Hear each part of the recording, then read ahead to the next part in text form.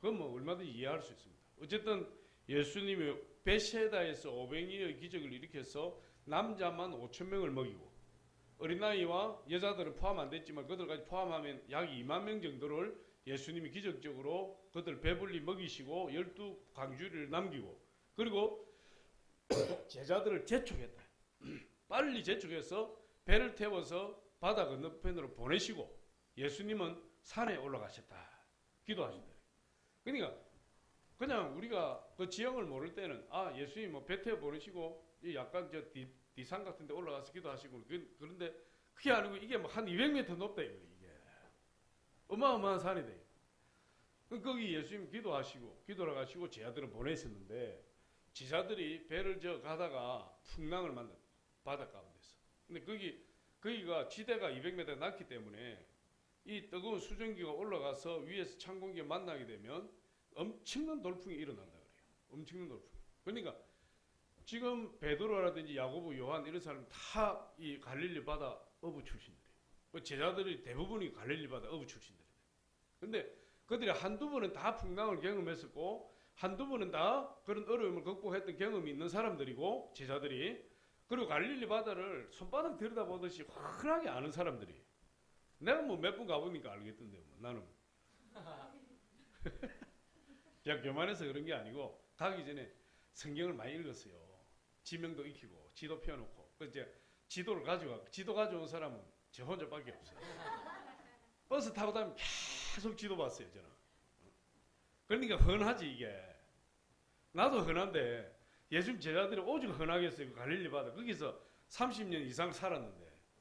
그러니까 그럼에도 불구하고 그날의 풍랑이 얼마나 강했던지 밤 사경이 되어서 예수님이 그들에게 오셨는데 사경이라는 새벽 3시에서 6시 사이예요. 그러니까 그들이 이런 저녁에 오병이어 기적을 일으키고 이런 저녁에 배를 탔으니까 바다에서 몇 시간을 머물렀느냐. 적어도 아무리 적게 잡으면 10시간이에요. 10시간 동안 뭐 했어요? 풍랑과 싸웠대요. 풍랑과. 엄청난 풍랑과 싸우면서 고통 당했던 거죠. 그러니까 예수님께서 왜 그럼 제자들을 빨리 서둘러서 배를 타고 보냈느냐. 예수님이 오병이어의 기적을 일으키고 나서 모든 사람들이 다 예수님을 붙들어서 뭘 시키려고 임금 삼으려고 했다.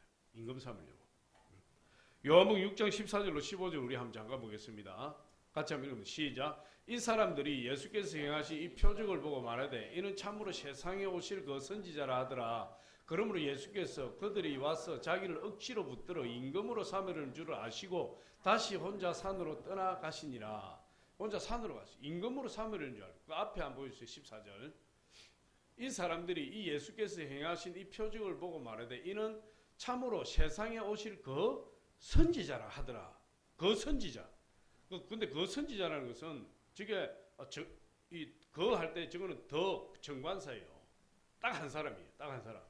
근데 그 선지자가 누구냐? 모세가 이스라엘 백성들을 인도할 때에 하나님께서 나와 같은 선지자 한 사람 보내주실 것이다. 그렇게 예언을 했거든요. 그러니까 이스라엘 백성들은 구약 성경을 알기 때문에 그 선지자라는 것은 모세와 같이 자기들을 애굽에서 출애굽시킨 모세처럼 자기들을 로마의 압제에서 이끌어내줄 그 선지자가 올 것이다. 그걸 믿었다. 그 선지자 바로 메시아예요. 그러니까 예수님이 그런 기적을 일으키니까 이분이 바로 우리를 로마의 압제에서 구원해낼 모세와 같은 그 선지자구나. 그렇게 생각을 하고 예수님을 임금 삼으려고 했다. 모세는 왕이었잖아요. 모세는 왕이거든요. 그러니까 메시아라는 것은 기름 부음 받은 자잖아요. 메시아는 기름 부음 받은 자는 누구냐 하면 왕이 기름 부음 받았고 선지자가 기름 부음 받았고 제사장이 기름 부음 받았어요. 그러니까 모세는 왕의 역할을 감당했고 제사장의 역할을 감당했고 선지자의 역할을 다 감당했어요. 근데 그 왕과 제사장 선지자의 역할을 감당하는 분이 누구시죠? 예수님이거든. 예수님만이 왕과 선지자와 제사장의 역할을 다 감당하신 분이에요. 그러니까 이 신명기 18장 15절 한번 봅니다. 우리 같이 한번 시작. 내 하나님 여호와께서 너희 가운데 내 형제 중에서 너를 위하여 나와 같은 선지자 하나를 일으키시리니 너희는 그의 말을 들을지니라. 이 모세가 지금 이스라엘 백성들에게 지금 이야기하는 거예요. 하나님이 나와 같은 선지자 한 사람을 세울 것이다. 그때 너희들은 그의 말을 들어라. 그 선지자가 누구냐? 바로 예수님이 이야기하는 거예요. 예수님. 그 예수님이 나올 것이다. 그 유대인들이 하나님 성경, 구약 성경을 알고 있으니까 예수님이 그런 기적을 일으키시니까 이분이 바로 모세가 이야기했던 그 선지자구나. 그 선지자는 우리의 왕이다. 이렇게 돼. 그러니 임금 삼으려고 했다. 세례 요한이 요단강에서 세례를 베풀 때에 이 예루살렘에 있던 대제사장 서기관들 바리새인들이 그 유대인을 보내가지고 세례 요한에게 뭐라고 네가 그 선지자냐 이랬대. 네가 무슨 권한으로 세례를 주느냐? 네가 모세가 이야기했던 그 선지자냐? 이렇게 이야기했거든. 그 세례 요한이 나는 그 선지자가 아니다. 그렇게 이야기를 했어요. 요한복음 1장 21절 한번 보여줄 수 있나요? 요한복음 1장 21절에 보면 내가 그 선지자냐? 이렇게 물어요. 그랬더니 요한복음 1장 25절에 내가 그 선지자도 아닐진데 어찌 세례를 베푸느냐? 이렇게 이야기했어요. 한번 읽어보면 시작. 또 물으리되 내가 만일 그리스도도 아니요 엘리야도 아니요 그 선지자도 아닐진데 어찌하여 세례를 베푸느냐? 그 선지자도 아닐진데 그 바로 예수 그리스도를 이야기하는 겁니다. 예수 그리스도를. 그러니까 이 베세다 광야에서 500여 기적을 딱 일으키니까 바로 이분이 메시아구나. 이분이 우리의 왕이구나. 임금 삼으려고 했다. 근데 예수님이 지금 혁명적인 사건이 일어나는 거잖아요. 그 자리가. 그러니까 예수님의 제자들이 어떤 사람들이냐. 아직도 세상 사람들이에요. 예수님의 제자들이. 야고보 요한이 예수님 임금 되실 때에 우리 한 사람은 우의정 좌의정 세워주세요. 그랬던 사람들이에요. 예수님을 따라다니는 게 지금 뭐 때문에 따라다니는 거죠? 어부 신세 탈피하고 출세하려고. 예수님 따라다닌다. 지금 예수님 제자들이. 그러니까 이 제자들이 지금 이 무리들이 막 흥분한 거죠. 그런 가운데서 이 예수님을 왕으로 삼으려고 하면 흥분자라고 출세욕에 사로잡혀 있던 제자들이 바로 군중들하고 동조해서 예수님 임금 삼아버린다. 그래서 예수님 도망가 버린 거예요. 제자들 빨리 태워보내고 그런 일을 방지하기 위해서. 그리고 예수님 산으로 올라가신다. 그렇게 떠났던 제자들이 바다 한가운데서 큰 풍랑을 만났어요. 도저히 해결할 수 없는 그런 풍랑을 만났어요. 우리 인생 가운데 그런 문제들이 생길 수밖에 없어요. 근데 그런 큰 문제가 생기고 풍랑을 만났는데 그들이 갈릴리 바다를 그렇게 잘 알아도 그 문제를 해결할 수가 없어요. 우리 하나님 주시는 시험은 우리 경험과 지식과 지혜, 우리의 소유로 해결할 길이 없어요. 해결할 길이 없어요. 아무리 내가 경험이 많아도 내가 이런 경험이 있으니까 이런 문제는 이렇게 하면은 이게 분명히 해결돼 해도 하나님이 주신 시험은 해결이 안 되는 겁니다. 이게.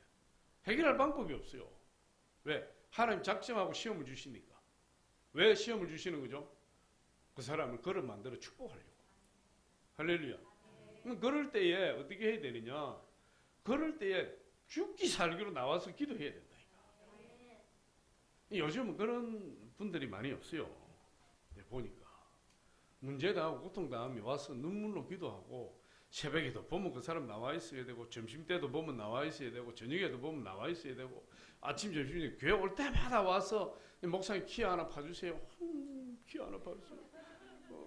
울면서 왜 그러냐. 제가 기도하지 않고 견딜 수가 없어요. 목사님 키 하나 봐주세요. 그 키 하나 봐주면 맨날 와가지고 눈물 흘리고 울고 있는 거예요. 옛날엔 그런 분들이 많았대요. 지금 그런 분을 찾아볼 수가 없어요. 아무리 고난당해도 고통당해도 그런 분이 없어요. 왜 그러느냐? 아직도 뭔가 남아있다. 아직도 내가 의지할 게 안 남아있어요. 아직도 내 경험이 살아있다. 아직도 내 지식이 있어서 이걸로 하면 될 거야. 이렇게 하면 될 거야. 이렇게 해결하면 할 수 있어. 이런 마음이 있기 때문에 하나님께 온전히 올인이 안 되는 거예요. 이게. 그러니까 정말 망하면 완전 망해야 돼요. 완전. 아니, 내가 여러분 모두 축복받으시길 저는 바랍니다. 할렐루야. 아 진짜예요. 우리 하나님 자녀 되면 축복받아야 되잖아요. 예레미야 선지자도 뭐라고 말씀하셨냐면 기록했냐면 완전히 파괴하고 파멸하고 건설한다 이랬어요. 하나님 완전히 파괴하고 완전히 파멸시킨 다음에 거기에 그 터 위에 건설한다 그랬어요. 그러니까 하나님이 한번 고난 연단을 주실 때는 내가 낮아질 대로 확 낮아져야 돼요. 왜 10시간 동안 고통당했죠? 그들은 갈릴리 바다를 너무 잘 알거든. 배를 어떻게 다룰지 기술이 있거든. 그리고 아직도 12제자니까 힘이 있거든. 젊으니까. 10시간 동안 사투를 벌인 겁니다. 그런데 그 배에는 예수님이 있었어요? 없었어요? 없었다. 그 배에는. 예수님 산에 가셨잖아요. 그런데 한 번도 그들이 예수님께 기도했다는 말이 없어요. 왜? 자기들 경험 있고 힘 있고 아직도 할만하다고 생각했으니까. 그런데 예수님께서 산으로 기도하러 가셨다가 제자들이 풍랑을 만나서 10시간 동안 사투를 벌일 때에 그럼 예수님은 산에서 기도만 하시고 제자들을 못 본 채 하시느냐? 성경에 보니 그렇지 않다. 예수님은 제자들이 사투를 벌이는 그 시간들을 다 어떻게 하셨어요? 보고 계셨대. 보고. 근데 갈릴리 바다는 지금도 그렇지. 지금도 뭐 그 주변에 불빛이 없어요. 별로. 밤에는 나가보지 않았는데 우리 키부츠 안에 있는 호텔을 잡아가지고 밤에 나갈 수가 없어요. 그 밥 먹고 나면 그냥 자야 돼.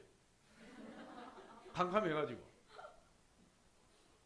그런데 가봐도 거기는 불빛이 없어요. 새벽에 일어나서 이렇게 보면 거기 보면 이렇게 보이는데 뭐 캄캄해요. 근데 2000년 전에 오죽했겠습니까? 그 캄캄한 밤에 바다 한가운데서 파도와 방풍을 만나서 사투를 벌이고 있는 그때에 예수님은 내몰라 하셨느냐? 성경에 보니 예수님 다 보고 계시더래요. 마가복음 6장 47절 우리 한번 마가복음 6장 47절 시작. 저물매 배는 바다 가운데 있고 예수는 홀로 무태 계시다가 6장 48절 마가복음 시작. 바람이 거스름으로 제자들이 힘겹게 노젓는 것을 보시고 밤 사경쯤에 바다 위에 걸어서 그들에게 오사 지나가려고 하시매. 여기는 뒤에는 읽지 말고 바람이 거스름으로 제자들이 힘겹게 노젓는 것을 어떻게 하시고요? 보시고. 예수님은 기도하러 가셨다가 제자들이 사투를 벌이는 것을 산 위에서 보시고 내려오셔가지고 무태에서 계속해서 누굴 주시하고 계셨던 거죠? 사투를 벌이고 있는 제자들을 바라보고 계셨다. 무태에서. 바라보고 계셨다는 거예요. 뭐 간만에 불구경하는 거 아니잖아요. 예수님이. 내가 언제 가서 저들을 도와줄까? 언제 저들이 나를 원하는 것인가? 그걸 지금 시간을 재고 계시는 거죠. 제가 생각할 때 그렇다 이 말이에요. 그냥 뭐 뒷짐지고 뭐 이렇게 하지 않으신다. 제자들이 언제 내가 가서 저들을 구해줄 것인가? 그걸 지금 보고 계시는 거예요. 그러니까 저와 여러분이 고난당하고 힘들 때 누가 보고 계시는? 우리 하나님 다 보고 계시는 거예요. 예수님 다 보고 계시는 거예요. 갈릴리 바다 가니 그 생각들이 너무 많이 나는 거예요.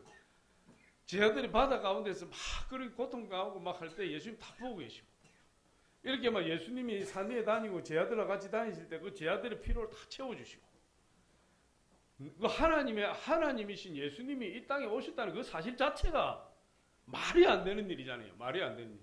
근데 그 예수님 하늘 영광을 버리시고 이 땅에 오신 그 예수님과 함께 있는 것 자체만 해도 말로 형용할 수 없는 은혜예요. 근데 그 땅이 그런 땅이다. 이게.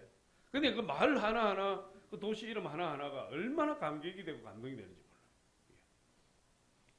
몰라요. 예수님께서 이 백사장을 거느리고 계신 것이 아니라 제자들이 힘겹게 노젓는 것을 바라보고 계셨다. 이렇게 이야기를 하고 있어요. 그러니까 한 번도 제자들에게서 눈을 띄지를 않으셨대. 예수님이. 얼마나 고통하고 힘들고 싸우고 부르짖는 소리를 다 예수님 들으시는 거죠. 우리도 인생의 풍랑을 만나잖아요. 저도 뭐 주의 종을 부름 받고 나서 뭐 제가 그런 이야기는 많이 안 했지만 저도 뭐 많은 고통을 당했고 힘든 일을 당했고 그래서 제가 고개만 돌리면 눈물이 바람 날린다 하잖아요. 이게 이 고개 돌리면 눈물이 뭐 바람을 타고 이렇게 막 만화 보면 이 눈물이 막 이렇게 흘러가잖아요. 이렇게 그런 일들이 있는 거죠. 그런 일들이. 그럴 때 예수님이 우리를 보고 계신, 우리를 지켜보고 계신, 우리가 언제 우리를 도와주실, 우리를 언제 예수님 개입하실지 그 기회를 보고 계신 분이 예수님이에요. 이 마가렛 피시백 파워스라는 여인인데 모래 위에 발자국이라는 시를 썼어요. 이분의 시가 어떻게 되냐면 어느 날 밤 나 한 꿈을 꾸었네. 나는 주님과 함께 해변을 따라 걷고 있었지. 어두운 하늘 저편에서 내 삶의 장면들이 번쩍거리고 그 장면이 비칠 때문에 나는 두 사람의 발자국이 머리 위에 새겨진 것을 보았네. 이런 시예요. 여러분들 아는 시입니다, 이게. 근데 그 시를 쓰게 된 계기가 어떠냐 하면 이분이 하루는 꿈을 꾸었어요. 꿈을 꾸었는데 넓은 백사장에 예수님과 손을 잡고 너무나 다정하게 걸어가는데 너무 행복해요. 뒤를 돌아보니까 예수님 발자국 중에 자기 발자국, 네 개의 발자국이 다 찍혀가는데 예수님 손잡고 가면서 두런두런 이야기하고 그렇게 사랑을 나누고 너무 좋아. 그런 꿈을 꾸었는데 이분이 인생을 살다 보니까 큰 인생의 풍랑이 다가온 거예요, 실제로. 그래서 많은 고난과 연단이 막 다가오고 이제 하나님 앞에 그렇게 기도하는 겁니다. 눈물로 기도하고 밤을 새워서 기도하는데 어느 날 하나님 앞에 기도하다가 깜빡 잠이 들었어요. 깜빡 잠이 들었는데 예전에 예수님과 함께 같이 걸었던 그 해변가를 걷고 있는 거예요. 그런데 그때 자기가 행복하고 모든 일이 다 잘 될 때는 예수님이 자기 손잡고 이렇게 걸어가시면서 내게 발자국을 남기고 그렇게 아름다운 모습으로 행복했었는데 지금은 정말 예수님 필요할 그때 예수님 보이지 않고 자기 혼자서 외롭고 쓸쓸하게 눈물 흘리면서 백사장을 걸어가는데 뒤돌아보니까 발자국 2개밖에 없는 거예요.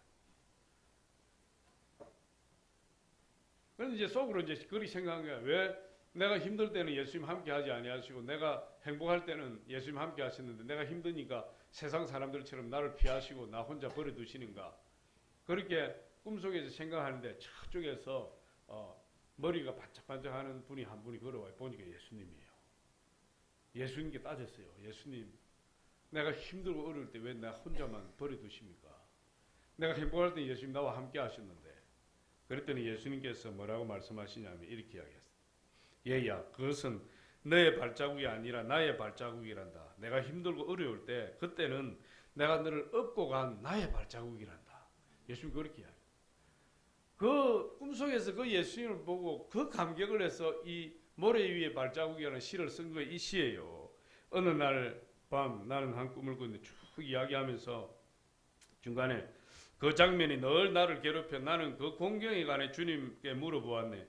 주님, 내가 당신을 따르기로 결정했을 때 당신은 늘 나와 함께 걸으며 함께 이야기를 나누겠다고 말씀하셨습니다. 그런데 내가 삶에서 가장 어려움을 당하고 있을 때 거기에는 한 사람의 발자국밖에 없었습니다. 내가 당신을 가장 필요로 할 때 왜 나를 떠나셨는지 이해할 수가 없습니다.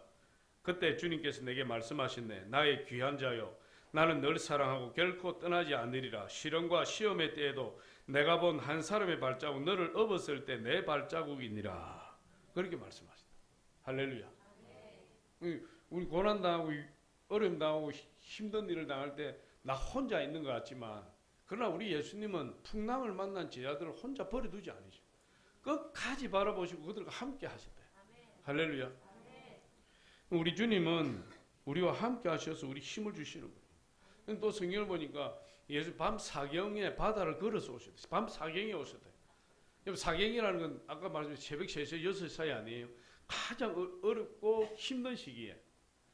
근데 이 밤 사경이라는 것은 왜 밤 사경이라고 딱 표시를 하니 밤 사경 제가 성경을 묵상해 보니까 밤 사경이라는 건 제자들이 10시간 동안 사투를 벌이다가 이제 포기해버리는 거예요. 이제 끝났다. 이제 죽었다. 왜? 10시간 동안 자신들의 모든 경험을 다 써봤고 자신들의 남은 힘을 다 쏟아부었고 10시간 동안 자신들의 지식을 다 동원해서 그 파도와 맞서 싸웠지만 밤 사경이라는 것은 더 이상 안 되는 시간이에요. 그런데 가장 어두울 때 새벽이 가장 가깝다. 그런 말이 있잖아요. 우리가 포기할 때 그때 비로소 하나님이 일하는 시간이에요. 할렐루야. 정말 하나님 축복을 받는 사람은 고난을 당할 때 완전히 잃어버려야 돼요. 여러분 뭐 거지가 되라는 거 아니에요. 완전히 잃어버려요. 완전히 내 힘이 소진되어 버려야 돼요. 완전히 내 가정이 다 없어져 버려야 돼요. 거기에 하나님이 세우시는 것으로 세워져야 진정으로 하나님께 영광을 돌리게 되고 하나님이 쓰임받게 되고 하나님 인정을 받게 돼요. 그럼 제자들이 힘이 남아있었으면 끝까지 싸우겠죠. 그런데 밤 사경이라는 것은 제자들의 절망의 시간이요. 그 시간에 예수님이 오셨다. 우리가 더 이상 내 힘으로 안 됩니다 할 때 예수님이 개입하시는 거예요. 여러분 왜 나는 이렇게 힘든데 예수님이 나에게 도움을 베풀지 않으십니까? 기적이 일어나지 않습니까? 그 사람은 아직도 힘이 남아 있어요. 아직도 자기 지식이 남아 있고 아직도 자기 경험이 남아 있어요. 아직도 머리를 굴려서 해낼 만한 그런 국리가 남아 있기 때문에 예수님 개입을 안 하시는 거예요. 예수님이 완전히 내려놔야 돼. 완전히 포기해야 돼. 완전히 못합니다. 나는 더 이상 할 수 없습니다. 이렇게 돼야 돼. 그래야 예수님 개입하시는 거예요. 주님께서 우리의 소망이 되시고 우리의 희망이 되시고 그래서 우리가 시험을 당해도 반드시 하나님 능력 피할 길을 주시고 만약에 우리가 그걸 대적할 수 있는 능력이 없으면 이길 힘을 주시고 대적할 수 있는 능력이 정말 없으면 피할 길을 주신다. 할렐루야. 고린도서 10장 13절에 우리 한번 같이 읽어봅니다. 시작. 사람이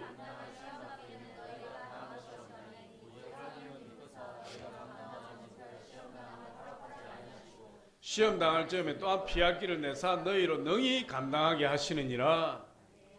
능히 감당하게 하시든지 그렇지 않으면 정말 내가 힘에 부딪히는 그런 일이면 하나님께 피할 길을 주신다. 할렐루야. 그러니까 우리가 환난과 풍파가 다가올지 우리 인생과 다가올지 우리 두려워할 필요가 있습니까? 우리 두려워할 것이 없죠. 왜? 이길 힘을 주셔. 힘을 하나님 주셔서 이기게 하시든지 정 안 되면은 그 피해 나가게끔 하나님 길을 열어 주신다. 할렐루야. 그래서 어떤 고난이 올지라도 우리는 걱정할 필요가 없어요. 하나님만 끝까지 붙들면 되는 거죠. 그래서 이 밤사경이라면 그런 의미가 있는 것이고 또 밤사경이라는 것은 깊이 잠든 시간이에요. 사람들이 잠자는 시간이잖아요. 밤사경이면. 새벽 3시면 한 새벽 예배 우리 성도님들 빼고 다 잠자는 시간. 우리 하나님은 졸지도 아니시고 주무시지도 아니하시고 지금도 일하시는 분이에요. 할렐루야. 그런 의미가 거기에 있는 겁니다. 우리 예수님은 쉬지 않으시는 분이에요. 저 여러분 고난당하는 거 보시고 지금 잠잘 시간이니까 내가 한숨 자고 내가 도와줄게 이런 분이 아니시다니까. 우리가 어떤 시간대에 고난을 당하고 힘든 일을 당하고 있어도 우리 예수님은 끝까지 주무시지도 아니하시고 우리를 도와주시기 위해서 애를 쓰시는 분이에요. 그러니까 이 밤사경에는 그런 뜻이 인간의 절망적인 그 시간에도 하나님께서는 끊임없이 우리를 도와주시기 위해서 그 기회를 보고 계시는 분이에요. 그런 믿음을 가졌을 때 풍랑을 극복할 수 있습니다. 할렐루야. 마지막으로 오니까 예수님 물 위로 걸어오신다. 물 위를. 그러니까 언제 걸어오시느냐? 제자들을 보시죠. 제자들이 이제 밤 사경이 되어서 절망의 시간이 다가와 버렸어요.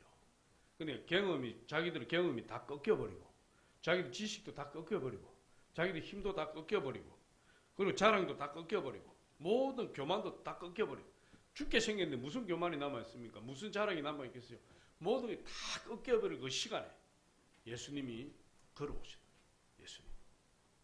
그러니까 우리가 하나님의 도움을 받으려고 하면 내가 완전한 절망으로 내려가야 돼요. 그렇게 절망에 빠졌을 때 하나님 도움이 임하더라니까. 제가 주의 종으로 부름받았을 때 내가 충청도 이름 모를 산골짜기 조그마한 기도원 가서 한 달 동안 금식하며 부르짖었는데 몸에 힘이 남아있으니까 부르짖잖아요. 막 부르짖는데 응답 안 해요. 하나님 정말 하나님 응답받지 않고 주의 길을 어떻게 갑니까? 하나님 응답해 주십시오. 막 부르짖는데 응답 안 해요. 금식하고 얼마나 머리가 빠개질 듯이 아프고 마귀가 막 방해하니까 기도 못하게 하려. 몇 번이나 포기하고 싶지만 포기하고 내려오면 또다시 올라와야 된다는 사실을 알기 때문에 응답을 받지 않고는 이 길을 갈 수 없다는 사실을 알기 때문에 끝까지 부르짖고 기도해요. 더 이상 도저히 할 수도 없고 응답도 캄캄하고 모든 걸 다 포기하고 어느 날 새벽에 하나님 앞에 딱 무릎 꿇고 앉아서 속으로만 생각한 거죠. 속으로 하나님 더 이상 기도할 힘도 없고 더 이상 기도를 못하겠습니다. 어떻게 해야 되겠습니까? 하나님 응답 안 해주시면 제가 주의 종을 갈 수도 없습니다. 근데 입술로 막 기도한 거야. 내 마음속으로. 그런데 그때에 불같은 성령이 임해버렸어요. 내가 아무것도 할 수 없고 이제 모든 거 다 힘 다 빠지고 그랬을 때 내가 마음속으로 하나님 앞에 이렇게 몇 마디 아랬는데 그때 성령이 불같이 임해버려요. 성령이. 아니, 불같이 임했다니까 불같이 임한 게 어떤 것입니까? 이렇게 생각하시는 분이 있는데 자주 뜨거운 불 같은 게 임했어요. 할렐루야. 여러분들 경험하면 돼. 그리고 그날 저녁에 기도할 때 성령께서 음성을 들려주시고 그날 밤에 잠을 자는데 꿈으로 다 보여주셨어요. 그때 이후로 내가 하산을 해서 주의 종의 길을 가기 신학교로 가고 주의 종의 길을 가는데 물론 사역을 하지도 못하고 생활도 어렵고 여러 가지 문제가 많이 다가왔지만 나는 그 하나님의 응답을 받았기 때문에 한 번도 제가 뒤돌아보지 아니하고 주의 길을 나는 주의 종이라는 그 정체성이 확실했기 때문에 그걸 붙들고 지금까지 달려올 수 있었다. 그러니까 하나님 언제 응답하시느냐? 내가 다 내려놓았을 때 조금이라도 힘이 남아있으면 그 힘을 하나님 다 빼기를 원하신다. 다 빠져야 돼요. 그런 사람은 어떻게 하느냐? 주야장창 눈물을 흘리면서 교회 와서 기도하는 거예요. 조금이라도 힘이 남아있고 조금이라도 자기가 할 수 있다고 생각하면 기도 자리에 나오느냐? 안 나오더라 이 말이에요. 안 나오더라. 그러니까 아직 안 나온다. 할렐루야. 근데 예수님이 오시면 어떻게 하십니까? 파도와 바람을 꾸짖어 버리신다. 할렐루야. 우리의 문제를 꾸짖어 버리신다. 마태복음 보니까 마태복음 8장 26절로 27절 한번 보겠습니다. 같이 시작.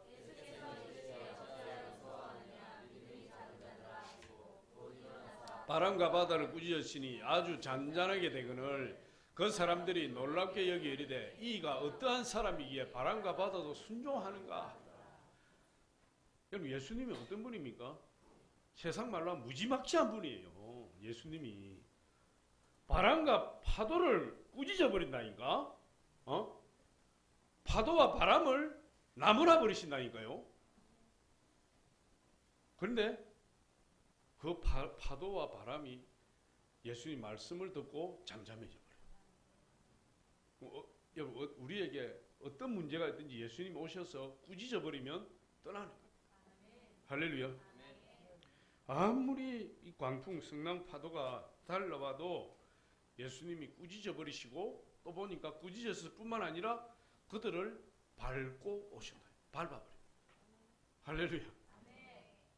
밟아버린다니까 예수님 오셔가지고 밟힌다니까 그것들이.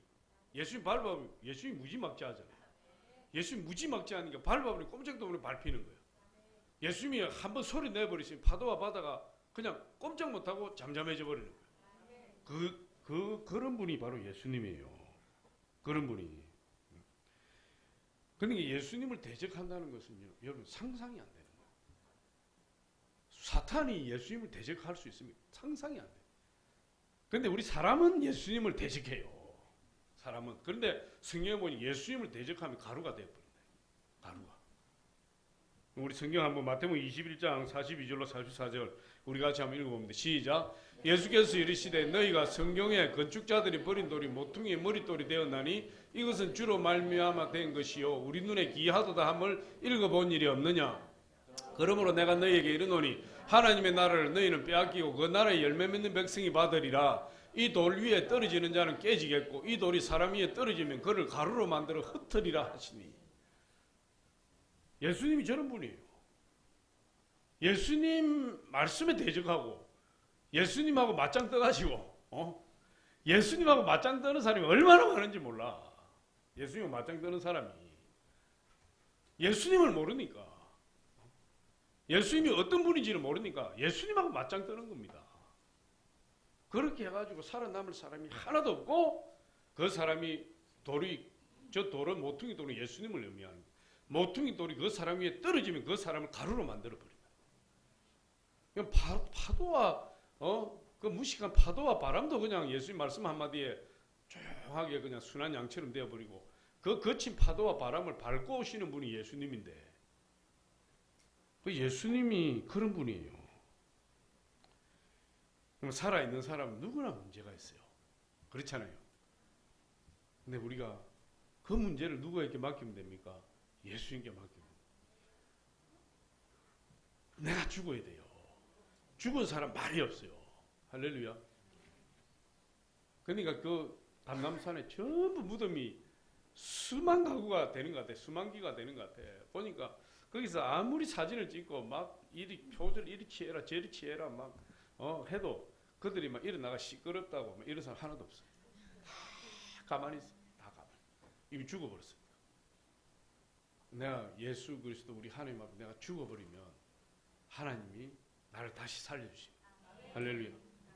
그래서 이 파도와 바람을 정복하신 예수님은 우리의 환경을 지배하시고 모든 문제를 지배하시는 우리 하나님이세요. 우리 하나님은 어떤 분이죠? 역전의 하나님. 할렐루야. 그래서 우리 간증자들이 많은 간증을 듣잖아요. 이번 금요일에도 여러분 간증 들으셨죠? 간증이라는 것은 마지막에 뭡니까? 하나님이 하셨습니다. 하나님이 이렇게 하셔서 승리했습니다. 이거잖아요. 그런데 그 간증이 나오기까지 그 앞에 고난당한 일들, 힘든 일을 당한 일들이 있기 때문에 간증이 되는 거 아니에요. 그 앞에 힘든 일들 다 빼버리면 이게 간증이 안 되잖아요. 뭘 이야기하는 거예요? 우리 하나님 마지막에 승리케 하시는 역전의 하나님이시죠. 마지막에. 10시간 동안 풍랑 가운데 있었지만 예수님 오시니까 마지막에 제자들이 승리해서 가려는 땅으로 건너가게 되었더라. 할렐루야. 저와 여러분들이 그 예수님을 붙드시면 돼요. 불가능한 일을 행하시는 예수님이에요. 자연 세계를 다스리시는 예수님. 능력이 많으신 예수님. 그러면 예수님의 자녀된 저와 여러분 마찬가지예요. 우리에게 불가능한 능력이 있는 거예요. 할렐루야. 하나님 자녀된 저와 여러분들은 그런 능력을 받았기 때문에 우리가 무리를 걸어가듯이 불가능한 일에 도전해야 돼요. 그 불가능한 일이라는 것이 많은 일들이 있지만 우리는 사랑할 수 없는 사람을 사랑할 수 있는 능력. 그게 우리에게 있어야 되는 거예요. 할렐루야. 용서할 수 없는 사람을 용서하고 품을 수 있어야 되고 극복하기 힘든 죄가 있다 할지라도 십자가를 의지하고 죄를 이길 수 있는 능력이 우리에게 있어야 돼요. 우리 그리스도인들이 세상 사람들이 없는 뭐가 계시죠? 하나님이 계신다. 예수님이 계신다. 그래서 우리 풍랑을 이길 수 있는 거예요. 할렐루야. 저와 여러분들이 어떤 힘든 일이 있을지라도 또 정말 극복하기 힘든 그런 죄가 있을지라도 예수님 의지하면 돼요. 그러면 승리할 수 있습니다. 할렐루야.